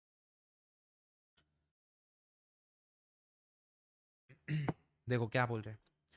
XYZ Limited, a renowned player in the manufacturing sector, has been contemplating an ambitious expansion program. To finance this growth, the company scrutinizes its current capital, which is a blend of equity, retained preference and debenture. कोई काम का नहीं है, कोई काम का नहीं था, ठीक है। The equity base of XYZ limited is robust with 40,000 equity share eight 100। Sir आज के दिन 40 लाख का इक्विटी शेयर है, 100 रुपए का एक, 40,000 इक्विटी शेयर है, 100 रुपए का एक इक्विटी शेयर है, amounting to a substantial 40 lakh रुपए की equity share capital. This equity foundation is bolstered, supported by retained earning of 10 लाख। सर एक चीज समझ में आई, equity share capital, retain earning, reflecting the company's prudent profit reinvestment strategy. Current की बात कर रहे हैं, आज के दिन इतना इतना है। फिर क्या बोल रहे हैं, in addition to the equity has diversified its financing through 9% preference share capital, 7% debenture, each contributing 25 lakh to capital pool. यानी 9% का प्रेफरेंस शेयर कैपिटल भी 25 लाख है, डिबेंचर भी 7% वाले 25 लाख है। कुल मिला के यहाँ से यहाँ तक पैराग्राफ पढ़ने में एक चीज समझ में आई, करंट की बात कर रहे हैं, आज के दिन कितना क्या है उसकी बात कर रहे हैं। तो मैं एक काम करता हूँ, इसको लिख लेता हूँ पहले। देखो आज के दिन इक्विटी इतनी है, रिजर्व एंड सरप्लस इतने, प्रेफरेंस इतना है, डिबेंचर इतने। सिर्फ ये इन्फॉर्मेशन मेरे को 2 पैराग्राफ पढ़ के मैंने यहाँ पे नोट डाउन किया, उस पैराग्राफ को काट दूंगा। अब मेरे को कोई काम का नहीं है। आगे बढ़ते हैं। Companies capital yields a healthy return of 12% on capital employed. Sir जो भी आप कैपिटल एम्प्लॉय कर रहे हो उसका 12% आपका रिटर्न है। रिटर्न क्या हो जाएगा, इस सब कैपिटल का 12% ऑन कैपिटल एम्प्लॉयड। लेकिन अब आप में से पूछोगे कैपिटल एम्प्लॉयड का 12% रिटर्न नेट प्रॉफिट है, ईबीआईटी है, क्या है। तो मैं आपको बोलूं, सिर्फ यहाँ तक रुकना, यहाँ तक रुकना नहीं, इसके आगे भी पढ़ना। क्या बोल रहे सुनना, indicative of its operational efficiency and market competitiveness. Sir net operating profit किसको बताते हैं, ऑपरेशनल इफेक्टिवनेस, ठीक है, ऑपरेशनल एफिशिएंसी को किसको बताते हैं, ऑपरेशनल एफिशिएंसी। तो ये जो 12% है क्या देगा, ये 12% कुल मिला के आपको ईबीआईटी की वैल्यू देगा। सर कैसे पता चला, इस लाइन से पता चला कि ये ईबीआईटी की वैल्यू देगा। क्या ईबीआईटी की वैल्यू देगा। फिर क्या बोल रहे हैं, how ever it operates in a high tax environment with income tax of 50%। 50% income tax भी है। तो मैंने ये दोनों इन्फॉर्मेशन को यहाँ पे लिख दी, दोनों इन्फॉर्मेशन को यहाँ पे लिख दी। अब देखो, अब मैंने इसका निचोड़ कर लिया, अब मैं इसको सेफली काट सकता हूँ। अभी तक इस पूरे को पढ़ के जो मेरा काम का था मैंने उसको निचोड़ लिया और मैंने लिख दिया। आगे क्या बोल रहे हैं, faced with the need to raise additional 25 lakh. Sir उसको एडिशनल कितना चाहिए, 25 लाख चाहिए।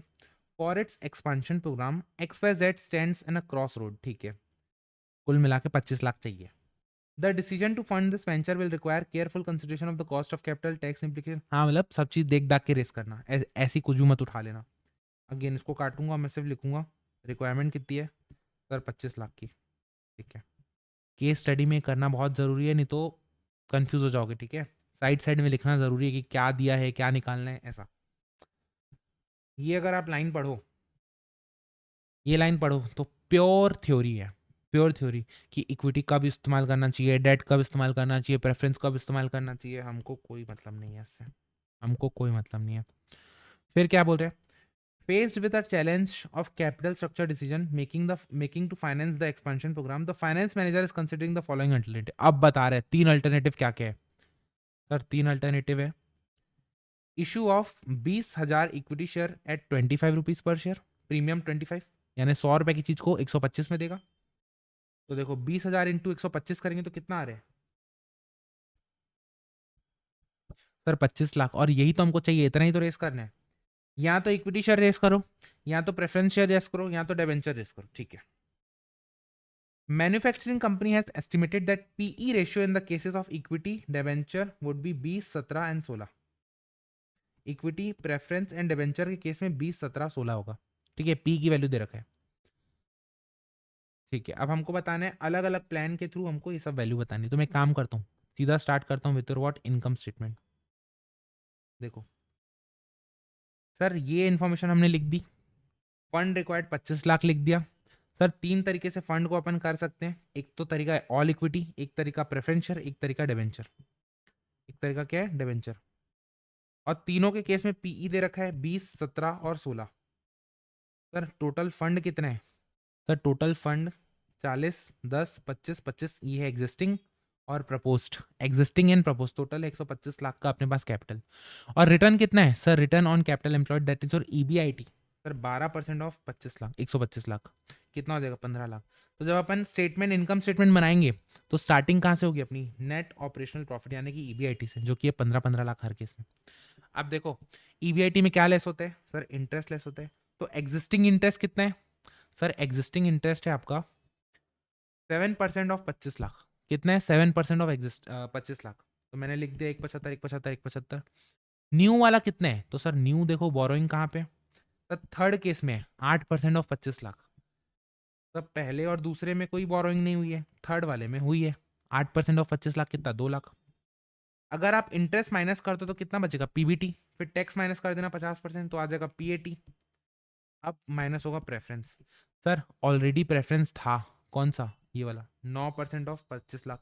तो मैंने उसको माइनस कर दिया 225 से, ठीक है। 225 से माइनस कर दिया। एग्जिस्टिंग तो हो गया, नया वाला कहाँ पे इशू किया है अपने प्रेफरेंस? सर नया वाला प्रेफरेंस ये है सेकंड केस में 10% of 25 lakh that is 2.5 lakh. तो ये माइनस कर दिया 2.5 लाख। ये पूरे के पूरे प्रेफरेंस को माइनस करूंगा तो क्या आ जाएगा? Sir earnings available for equity share holder, ये आ गया अपना। अगर मैं इसको नंबर ऑफ शेयर से डिवाइड कर दूं तो क्या आ जाएगा? EPS. Sir number of share कैसे आया? ऑलरेडी कितने शेयर्स थे? सर 40,000 शेयर थे। अगर आपको दिक्कत है तो आप नहीं याद आ रहा है, समझ आ रहा है तो आप देख सकते हो जाके। ये देखो 40,000 शेयर थे। सर नए नए वाले कहाँ पे इशू हुए? सर केवल यहाँ फर्स्ट केस में इशू हुए नए शेयर, दैट इज 20,000। तो बाकी में शेयर्स कितने होंगे? 20-20,000, 40-40,000। तो देखो यहाँ पे केवल 60,000 है और बाकी में 40-40,000, ठीक है। बाकी में 40-40,000। ईपीएस निकल आएगा this upon this, PE ratio से मल्टीप्लाई करोगे 20 से तो आ जाएगा मार्केट प्राइस। सर सब कुछ निकल के आ गया। अब क्या बचा? अब कुछ नहीं बचा, ऑप्शन को टिक करना बचा। पैट कितना है? सर पैट है आपका 13-25, 13-25, 11-25, नहीं सॉरी, पैट है आपका 6-62, 6-62 और 5-62। 6-62, 6-62, 5-62। टोटल प्रेफरेंस कितना है? सर टोटल प्रेफरेंस कितना है? ये देखो 2-25, 4-75, 2-25 है क्या option? 2-25, 4-75, 2-25। Earning for equity share holder कितना बचा? देखो earning for equity share holder कितना था? 437, एक 187, 437, 187। सर ये ऑप्शन हो जाएगा, ठीक है। फोर्थ वाला देख लेते हैं। सर ईपीएस कितना कितना निकल के आया? 7.29, 4.69, 8.44। मार्केट प्राइस क्या निकल के आया? 145, 79, 145, 79 एंड 135, ठीक है। देखो कितना डिफिकल्ट लग रहा था। मैं आपको एक बात बोलूं, डरावना ये वाली केस स्टडी लग रही थी, लेकिन ये केस स्टडी इजी थी। जबकि ये वाला क्वेश्चन जो 10th 11th वाला था, ये दिखने में इजी लग रहा था लेकिन थोड़ा सा लेंदी था, ठीक है। चलो जी, विद दिस आपके सारे टेस्ट नॉलेज के क्वेश्चंस हो गए हैं अपने। एंड मैं आपको एक बात बोलता हूँ, इलस्ट्रेशन जो 2-3 बचे थे अपने, उसको आप एक बार खुद से ट्राई करोगे। कहीं पे दिक्कत है मैं बैठा हूँ आपको, ठीक है, मैं बैठा हूँ आपको सॉर्ट आउट करने के लिए, ठीक है। तो विद दिस हमारा ये वाला चैप्टर भी खत्म हो जाता है। अपन नेक्स्ट वीडियो में मिलते हैं, नेक्स्ट टॉपिक को उठाते हैं, that is your what leverage, and उसको भी ऐसे ही अपन धराशायी करते हैं। मिलते हैं नेक्स्ट क्लास में, तब तक के लिए क्या है सर? एफएम आसान। Bye bye, take care.